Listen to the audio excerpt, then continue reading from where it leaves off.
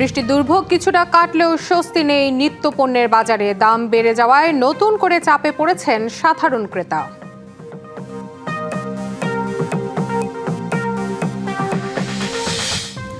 অর্থ আত্মসাতের অভিযুক্ত ব্যক্তিকে সিইও হিসেবে নিয়োগ দিয়েছে যমুনা লাইফ ইন্স্যুরেন্স।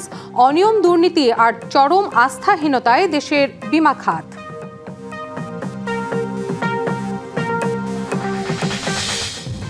এবং মধ্যপ্রাচ্যের যুদ্ধের সঙ্গে নতুন করে সুপার এল নিনোর প্রভাব যুক্ত হলে বিশ্ববাজারে খাদ্যপণ্যের দাম আরও বাড়ার শঙ্কা। চড়া দাম স্থায়ী হতে পারে 2028 সাল পর্যন্ত। স্বাগত পুবালী ব্যাংক পিএলসি ডিবিসি বাণিজ্য সংবাদে দেখছিলেন সংবাদ শিরোনাম। এবারে জানাবো খবরে বিস্তারিত। আপনাদের সাথে আছি আমি রিফাত তাসনভা। বৃষ্টির দুর্ভোগ কিছুটা কাটলেও স্বস্তি নেই নিত্যপণ্যে প্রয়োজনীয় যে পণ্যগুলো রয়েছে সেই পণ্যের বাজারে। অধিকাংশ পণ্যের দাম বেড়ে যাওয়ায় নতুন করে চাপে পড়েছে সাধারণ মানুষ। পাইকারি থেকে খুচরা সব পর্যায়ে সবচেয়ে বেশি বেড়েছে সবজির দাম। রাজধানীতে জলাবদ্ধতার দুর্ভোগ কাটলেও নিত্য প্রয়োজনীয় পণ্যের ঊর্ধ্বগতিতে স্বস্তি মিলছে না ক্রেতাদের। বাড়ছে সংসারের খরচ। মুদি পণ্যের দাম স্বাভাবিক থাকলেও ঊর্ধ্বগতি দেখা যাচ্ছে কাঁচা বাজারে। মরিচের দাম বেড়েছে কেজিতে প্রায় 40 থেকে 50 টাকা। খুচরা বাজারে দাম বেড়েছে শসা, গাজর সহ অন্যান্য সবজির। মরিচের দাম বেশি, শাকসবজির দাম বেশি, কাঁচা তরকারির দাম বেশি। অন্য সবজি যেটা জিজ্ঞেস করলাম নর্মালি দাম বেশি আর কি। মরিচ ছিল আগে 60 টাকা, এখন 120 টাকা, 30 টাকা, 60 টাকা।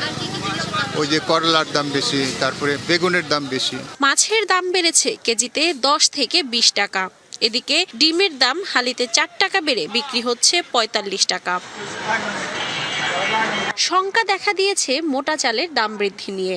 এরই মধ্যে বেড়েছে পোলাওয়ের চালের দাম। যে চাল ঈদের আগেও ছিল আপনার 130-40 টাকা, সেটা এখন 200 টাকা ছুঁই 190-95 নিচে, মানে চূড়ান্ত ভোক্তারা পাচ্ছে না। একটু বৃষ্টির জন্য আপনার কাঁচামালের দামটা একটু বাড়তি আছে, ঠিক আছে। আর ডিমের দামটা তো বাড়ছে, গত এক সপ্তাহ ধরে ডিমের দামটা বাড়তি। ব্যবসায়ীদের দাবি, টানা বৃষ্টিতে সরবরাহ ব্যাহত হওয়ায় পাইকারি বাজারেই বেড়েছে দাম, যার প্রভাব পড়ছে খুচরা বাজারে। Lamia Hossain, DBC news, Dhaka. ক্ষতিগ্রস্ত ত্রাণ, কৃষি উপকরণ, প্রাণী খাবার এবং রাস্তা মেরামতের সিদ্ধান্ত নিয়েছে সরকার। এজন্য ক্ষতিগ্রস্ত কৃষকদের বিতরণ করা হবে বীজতলা, গবাদি পশুর জন্য শুকনা খাবার, সার, মাছের পোনা এবং পশুর খাবার।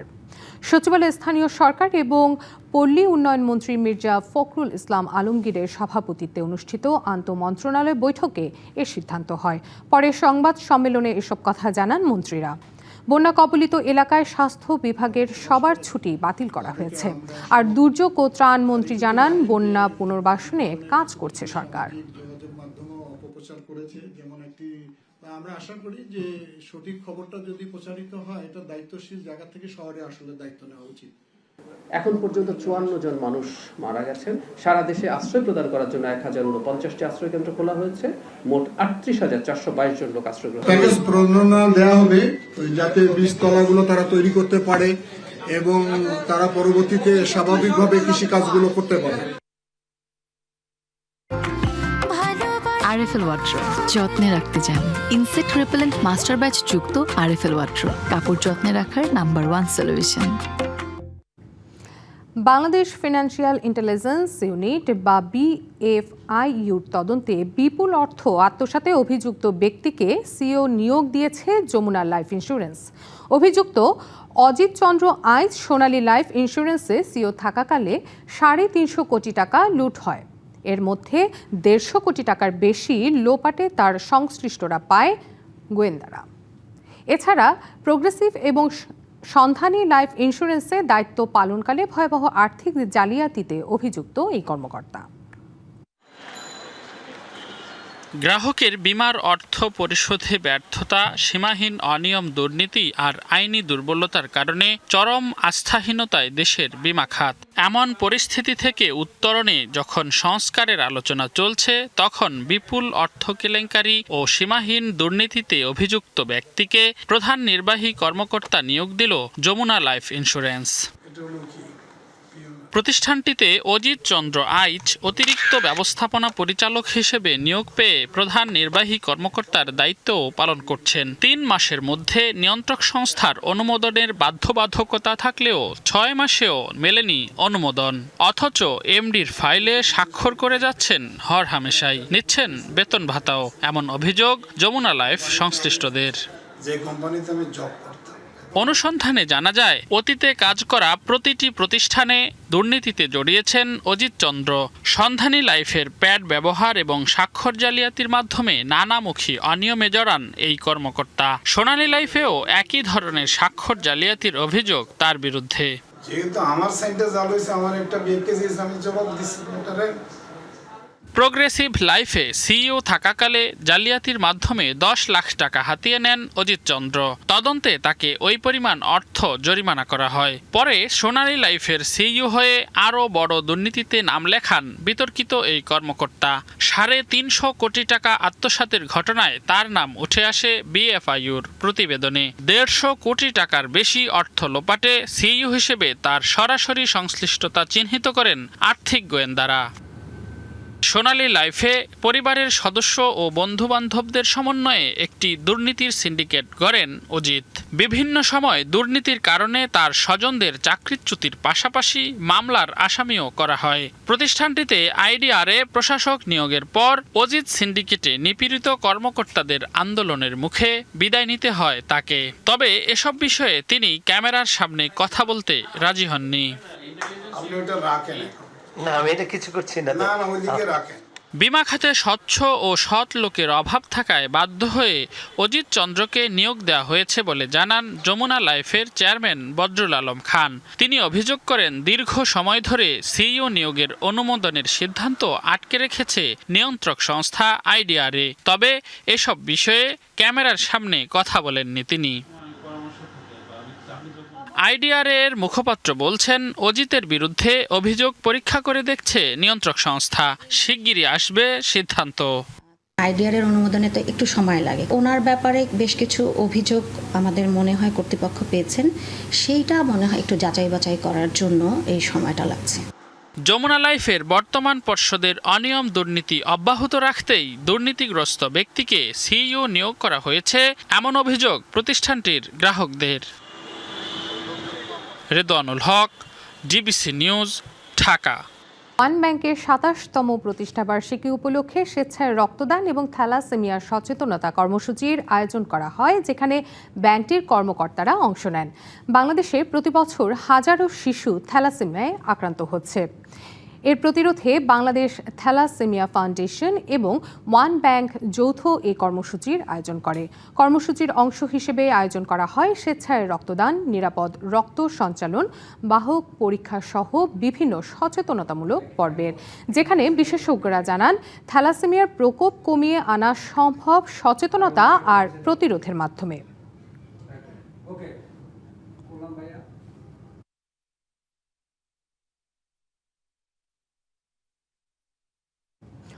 মোটর শ্রমিক ইউনিয়নের কমিটি গঠন নিয়ে দ্বন্দ্বের জেরে রাজশাহী থেকে সব রুটে বাস চলাচল বন্ধ করে কর্মবিরতি পালন করছেন শ্রমিকরা।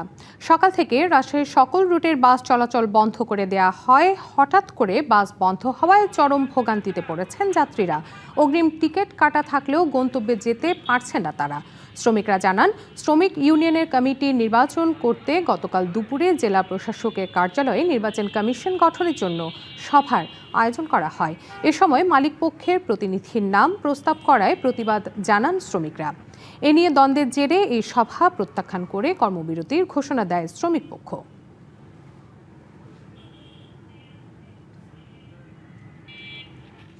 দুই দফা দাবিতে সারা দেশে অনির্দিষ্টকালে ধর্মঘট পালন করছে শাখা ডাকঘর কর্মচারীরা।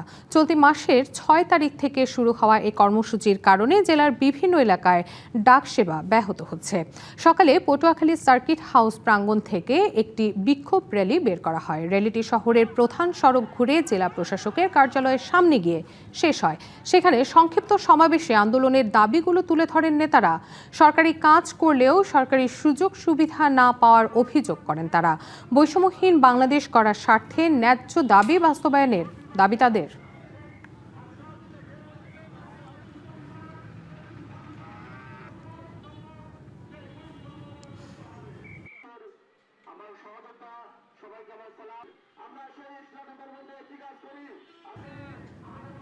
দর্শক, এবারে জানাবো দেশের মুদ্রা বাজারের খবরাখবর। দেশের বাজারে অনেকটাই স্থিতিশীল বৈদেশিক মুদ্রার বাজার। ব্যাংকগুলো গ্রাহকের কাছে মার্কিন ডলার বিক্রি করছে 123 টাকা দরে, আর গ্রাহকের কাছ থেকে কিনছে 122 টাকা দরে। ব্রিটিশ পাউন্ড ব্যাংকে বিক্রি হচ্ছে 166 টাকা, আর ব্যাংক গ্রাহকের কাছ থেকে কিনছে 160 টাকা দরে।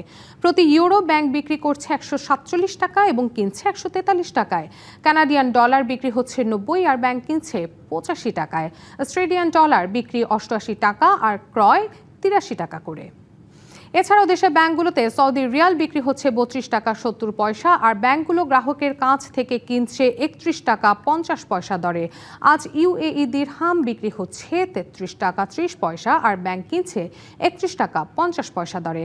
মালয়েশিয়ান রিঙ্গিত বিক্রয় 31 টাকা 20 পয়সা আর ক্রয় দর 30 টাকা। সিঙ্গাপুরিয়ান ডলার বিক্রি 98 টাকা আর ক্রয় মূল্য 94 টাকা।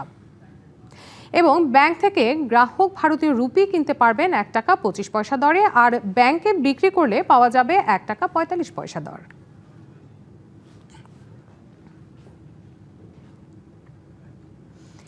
এবারে জানাবো আন্তর্জাতিক বাজারে পণ্যের দরদাম। বিশ্ববাজারে বাড়তি স্বর্ণের দাম। প্রতি ট্রয় আউন্স স্বর্ণ আজ বিক্রি হচ্ছে $4023 দরে, বেড়েছে রূপার দরও। প্রতি ট্রয় আউন্স রূপা বিক্রি হচ্ছে $58.16 দরে। বাড়তি ইস্পাতের দামও, প্রতি টন ইস্পাত বিক্রি হচ্ছে $3062। এদিকে বেড়েছে ক্রুড অয়েলের দাম। আন্তর্জাতিক বাজারে প্রতি ব্যারেল ক্রুড অয়েল বিক্রি হচ্ছে $80.42 দরে, আর প্রতি টন কয়লা আজ বিক্রি হচ্ছে $128.70 দরে। আন্তর্জাতিক বাজারে কমতি চালের দাম। প্রতি 100 ওয়েট চাল আজ বিক্রি হচ্ছে $13.66 দরে। আজ বিশ্ববাজারে প্রতি ব্রুশেল গম বিক্রি হচ্ছে $635.42 দরে। প্রতি ব্রুশেল ভুট্টা বিক্রি হচ্ছে $437 দরে, এবং বিশ্ববাজারে প্রতি টন পাম অয়েল আজকে বিক্রি হচ্ছে $4533 আর প্রতি পাউন্ড চিনি আজ বিক্রি হচ্ছে $14.75 দরে। ইরান যুদ্ধ জুড়ে বৈশ্বিক খাদ্য বাজারে চলমান চাপের মধ্যে নতুন করে সুপার এল নিনোর প্রভাব যুক্ত হলে খাদ্যপণ্যের দাম আরও বাড়তে পারে। অর্থনীতিবিদদের একটি শঙ্কা, এই প্রভাব 2028 সাল পর্যন্ত স্থায়ী হতে পারে। যুক্তরাষ্ট্রের national oceanic and atmospheric administration নোয়ার প্রতিবেদনে এমন একটি তথ্য কিন্তু উঠে এসেছে। একদিকে অস্থির মধ্যপ্রাচ্য, অন্যদিকে এল নিনো। দুটো ভিন্ন বিষয় হলেও এবার বিশ্ববাজারে এর মারাত্মক প্রভাব পড়েছে খাদ্যপণ্যের ওপর। বিশেষ করে সুপার এল নিনোর প্রভাবে কৃষি উৎপাদন মারাত্মক ব্যাহত হওয়ার আশঙ্কা করা হচ্ছে। এতে আন্তর্জাতিক বাজারে চাল, চিনি ও কফির মতো পণ্যের দাম সর্বোচ্চ 100% পর্যন্ত বাড়তে পারে। ফলে বিশ্ববাজারে সহসাই কমছে না খাদ্যপণ্যের দাম। বৈশ্বিক বাজারে খাদ্যপণ্যের আকাশচুম্বী দামের চাপ সাধারণ মানুষের নিত্যদিনের সঙ্গী। আন্তর্জাতিক বিশ্লেষকরা বলছেন, এই উচ্চমূল্যের ধাক্কা সইতে হবে আগামী 2028 সাল পর্যন্ত। যুক্তরাষ্ট্রের national oceanic and atmospheric administration নোয়া এবং বহুজাতিক ব্যাংক গোল্ডম্যান স্যাক্সের তথ্য বলছে 2026-27 সালের তীব্র এল নিনোর চক্র বিশ্বজুড়ে বন্যা ও খরার ঝুঁকি বহুগুণ বাড়িয়ে দিচ্ছে। আর জলবায়ুজনিত এই পরিবর্তনের পুরো প্রভাব খুচরা বাজারে গিয়ে ঠেকবে 2028 সালের শেষ ভাগে। ভূরাজনৈতিক সংঘাতের কারণে এরই মধ্যে সার ও জ্বালানির দাম চড়া। এছাড়া কৃষি উৎপাদন 14% বেশি হ্রাস পেতে পারে। ইতালীয় ব্যাংক ইউনিক্রেডিটের পূর্বাভাস অনুযায়ী বৈরী আবহাওয়ায় বিশ্বব্যাপী কৃষি উৎপাদন ব্যাহত হতে পারে প্রায় 34,000 কোটি ডলারের সমপরিমাণ। চাল, পাম অয়েল সহ বিভিন্ন পণ্যের সরবরাহ সংকটে বিশ্ব এক দীর্ঘমেয়াদী খাদ্য মূল্যস্ফীতির মুখোমুখি। বৈশ্বিক এই জলবায়ুজনিত মূল্যস্ফীতির প্রভাব সরাসরি পড়বে বাংলাদেশের মতো আমদানি নির্ভর দেশগুলোর উপর। স্থানীয় বাজারে দামের লাগাম টেনে ধরতে এখন থেকেই টেকসই ও দূরদর্শী অভ্যন্তরীণ নীতি নেয়ার পরামর্শ বিশেষজ্ঞদের। অর্থনীতিবিদদের মতে শুধু যুদ্ধ বা সরবরাহ ঘাটতি নয়, এখন খাদ্য সংকটের বড় নিয়ামক হয়ে দাঁড়িয়েছে জলবায়ু পরিবর্তন। আর এই ধাক্কা সামলাতে উৎপাদন বৃদ্ধি ও বিকল্প বাজার খোঁজার কোনো বিকল্প নেই। মৌসুমী শান্তা, ডিবিসি নিউজ ডেস্ক। 5 দশক পর চালু হতে যাচ্ছে ইরাক সিরিয়া ঐতিহাসিক তেল পাইপলাইন। হরমুজ প্রণালীতে ইরানের প্রভাব ঠেকাতে এবার একজোট হয়ে এই পাইপলাইন আবারও সচল করতে যাচ্ছে ওয়াশিংটন, বাগদাদ, দামেস্কো। আগামী সপ্তাহে হোয়াইট হাউসে দেশগুলোর মধ্যে বৈঠক হতে পারে এই মেগা ডিল। 1952 সালে ইরাক পেট্রোলিয়াম কোম্পানির তৈরি 500 মাইলের পাইপলাইনটির ধারণ ক্ষমতা ছিল দৈনিক 3 লাখ ব্যারেল, কিন্তু 1980 এর দশকে ইরাক যুদ্ধে সিরিয়া ইরানের পক্ষ নিলে বাগদাদ এটি বন্ধ করে দেয়। পরবর্তীতে 2003 সালে মার্কিন আগ্রাসনের পর পাইপলাইনটি পুরোপুরি অকেজো হয়ে পড়ে। তবে চলমান ভূ রাজনীতির প্রেক্ষিতে পাইপলাইনটি পুনর্নির্মাণে ওয়াশিংটন এবং বাগদাদ মরিয়া হয়ে উঠেছে। ইরাক 95% তেল রপ্তানি করে হরমুজ প্রণালী দিয়ে, কিন্তু ইরানের অবরোধের কারণে গত মে মাস থেকে দেশটির সমুদ্রপথে তেল রপ্তানি নেমে এসেছে 8%। অর্থনৈতিক এই ধস ঠেকাতেই ভূমধ্যসাগরীয় এই রুটকে লাইফ লাইন হিসেবে দেখছে বাগদাদ।